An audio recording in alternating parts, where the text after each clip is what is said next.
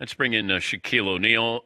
Wednesday night, the NBA legend enters the ring, the All Elite Wrestling, taking on the former TNT champ Cody Rhodes in a mixed tag team match on AEW Dynamite live on TNT at 8 Eastern. Are you nervous about this, Shaq? How do you prepare for this? First of all, I love all the law enforcement patches that you have. It looks great. Thank you. City of Garfield, Alabama, sheriffs. That's awesome. Am I nervous? No, I don't get nervous. But how do you prepare for this? You just go in and you fight. How big? It's just like basketball. Like I'm sticking to my strengths. He's a little bit more acrobatic. I'm a lot more power. So if I get a hold of him, I'm gonna display this power. I've been a wrestling fan all my life. I've been practicing UFC. I've been training all my life. So he challenged me. I accepted the challenge. So I'll be ready. Who was your favorite wrestler growing up? Well, I had a lot of them. Andre the Giant, of course. Hulk Hogan, Big Show, Attila the Hun, Junkyard Dog, Tony Atlas, Kabuki. Rock, guys that were, very, very Brock Lesnar, guys that displayed nothing but power. How would you have done against Andre the Giant? I would have beat him. I would have beat him silly like I beat Charles Barkley that one. I beat him silly. Yeah, but there's the Andre the Giant is two Charles Barkleys. And I thought you were going to wrestle Big Show. That was a few years ago, wasn't it, that you guys were going to wrestle? Yeah, I was, but it never could happen. We faced off in the ring, and listen, he's a big, strong fella. I would have loved to, have that, but you can't let a little guy challenge you and you not accept. See, at first I was just gonna walk away from him, but then when Ernie and Kenny and Charles brought it to the show, and they was like, "Oh, you scared?" I had to step up. Could you take Ernie, Kenny, and Shaq at the same time? Ernie, Kenny, and Chuck, you mean? Yes. Yes. You could take those at the same time? Yeah, of course. Kenny's not going to do anything. Ernie's too professional. Then it's me and Chuck. And then I'm going to just try to break Chuck's neck. First move. Who would make you nervous, though, in the NBA right now? Is there a player, if you got into the ring with that person, you go, all right, You got my attention? No. How about the history of the NBA? Well, there was a lot of guys that was real tough. A lot of guys that were real strong. Mostly the Knicks guys. They were the toughest guys. Oakley, Mason, guys like that. I never played against Xavier McDaniels, but he seemed to be really tough. But other than that, no. Because playing against the Knicks, they touched you every time you came to the home. Not every now and then, every time. They treated you differently? They played me hard, which I liked, I loved, and it's something that you have to endure if you want to become great. You hold a grudge against anybody with how they play you or played you? Never. Nothing. You were able to just walk away? Yeah, because it made me better. It let me know I had to step up. It let me know I wasn't that great. Like, a lot of people take flack. When I take flack, a lot of people right now, "Oh, you're too hard on the youngsters." Well, I'm just doing what was done to me. I can remember when I was averaging 30, 35 in LA, but we'd always get swept. And the great Kareem Abdul-Jabbar said, "Hey, he hasn't won a championship yet." Did I whine? Did I cry? Did I complain on social media? Nope, I didn't say anything because Kareem Abdul-Jabbar had G14 classifications to say that. What am I going to do? Have a dispute with the greatest NBA player ever? So when he said that, when he gave me constructive criticism, I took it and I listened and I brought my game to another level. So these guys now, they're pudding pops. You say something about them, "Oh, Judge." That's what they are. Was Karl Malone tough on you? Well, we never got to like a cross matchup a lot. But every time I guard him, he would just take me outside. But he was very, very strong. Lane Beer, did you cross paths with Lane Beer? Yeah, we got into a sort of a scuffle. They Hackashack was documented in 2000, but guys were doing it all the time. They would just get it, grab me, and foul. I mean, but I caught Lambert towards his end, so I'm not going to disrespect Lambert because I actually seen what he did, seen how he did it, and it kind of helped me with my game growing up. He was smart. He knew his limitations, Shaq. Yeah, very smart, very smart. And played the right way, played with a lot of passion. I was watching the documentary where he said he used to love to go agitate fans in other arenas because that got him going. And you missed Bird, right, by a year?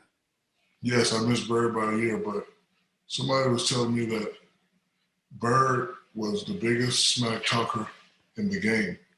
And they say, Dennis Scott told me Larry Bird told him the move he was going to do and do it. And did it. So, I wasn't a fan of Larry Bird growing up because I thought everything he did was lucky. But then when I did, like I had a friend, his name was Mitch Rouse. I was Magic and Mitch was Bird. And Mitch could do the same thing Bird. Mitch had the long hair and he did everything Bird did. One day we was playing a 7-game series and it was tied 3-3. And he shot that same over the backboard shot that Bird hit. I was so mad. We instantly got into a fight. But, when I started, getting over and, seeing guys put in the work, I realized that, hey, he is one of the greatest players ever, and it's not luck. It's all skill. And you wanted to be Magic. Yes, I did. And that's why, for a big guy, my handles were pretty good.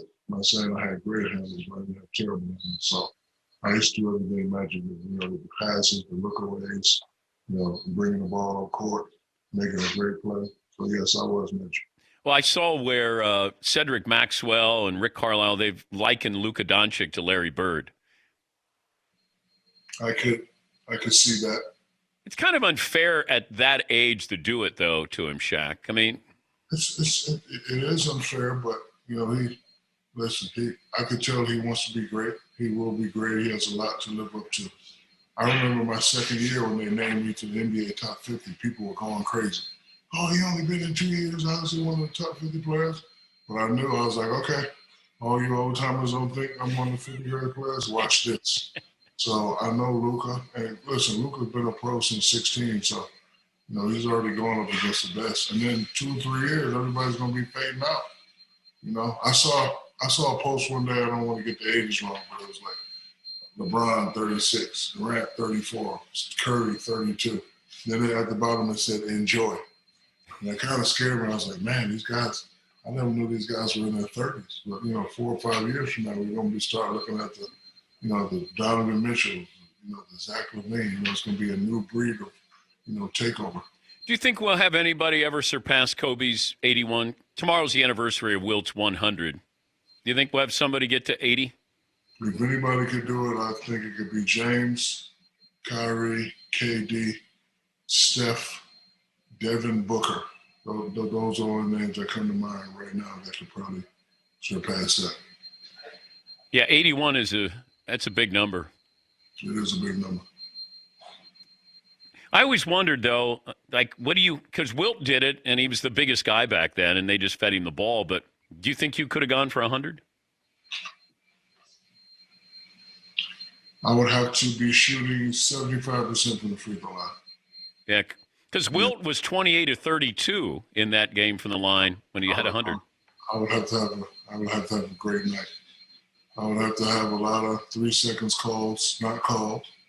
I would have to have a lot of easy points, and I would have to have no double or triple teams. It would be possible. Yeah, that wouldn't happen. Exactly. What are you wearing, by the way, on Wednesday night? Because I'm not going to disrespect the wrestlers by trying to do what they do. I'm not a wrestler. World needs to know I'm not a wrestler, but I am a fighter. I'm wearing sweatpants. I'm coming to work. Oh, okay.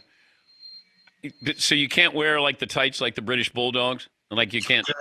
I can, but I don't want to disrespect the wrestlers. I have a lot of respect for the wrestlers. They're tremendous athletes. And I don't want to take their shine away. I don't want people to think I'm mocking the sport. So this is a fight. I'm coming to his world in my fight clothes. What's the coolest thing in the room there with you?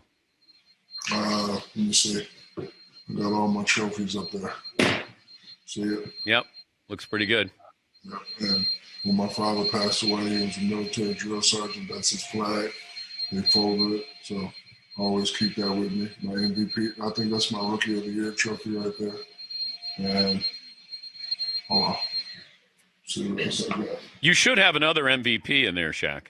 Oh, I know that. It's in Steve Nash's house. Hey, Steve. Coach. Did you ever say anything to him about that MVP? No. I'll do it for you. I have a question for you. Okay. Most valuable player, right? Yeah. It's supposed to be singular, right? So why do people say whichever team has the best record? It's not most valuable team, it's most valuable player. I always thought most valuable player was the guy who had the most valuable stats, not about the guy who has the best record. Because I think I lost to Steve twice because their record was better.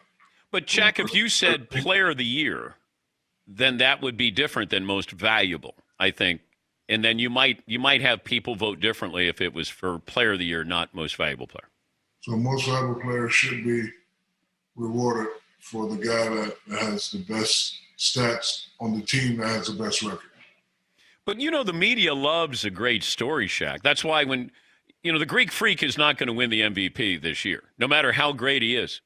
They want a good story. Like LeBron is a good story. It's been like 7 years. James Harden now going to a new team, maybe MVP. Yeah, but what about Steph Curry? Well, no, that was my pick to start the year. But I thought if Klay Thompson stayed healthy, they were going to compete for a championship. But I never understood how they voted for the most valuable player. And I think Steph Curry, I don't know if you agree with me. I think Steph Curry is the most influential basketball player of the last 30 years because he's given everybody hope that they could play in the NBA. Yes. I'm watching these little kids now. Yeah. And I'm like, bro, I've never seen a little kid dribble like that, shoot like that. Yes, I would agree. Because I can't be like you and I can't be like Mike, but there's a chance I might be able to shoot like Steph. Yes. They give us hope. They give us hope. Good luck on Wednesday night. It's always great to talk to you. I'm going to go out on a limb, and I think you're going to win on Wednesday night. I know I'm going to win. Oh, you are? You know you're going to win. Yes, this is a fight. I'm not going to lose. But whatever it takes for me to win. If I got to pull out some little, dirty moves. Okay. Yeah. Hell yes. I don't blame you. Thank you, Shaq. Great to talk to you. What are we doing a movie again? Have you talked to Adam? Well, Sandman did that basketball one. Which one? He shot one. It's not done yet. Oh, he didn't ask you about being in that? No. Last movie I did with him was the Hubie Halloween. Yeah. Yeah. Yeah, me too. I miss you, brother. I'm thinking Happy Gilmore 2. Hey, whatever Adam needs, I'm there. You could be you could be his caddy. All right. Yes. Shaq caddy. Thank you, bud. All right, bye. That's Shaquille O'Neal.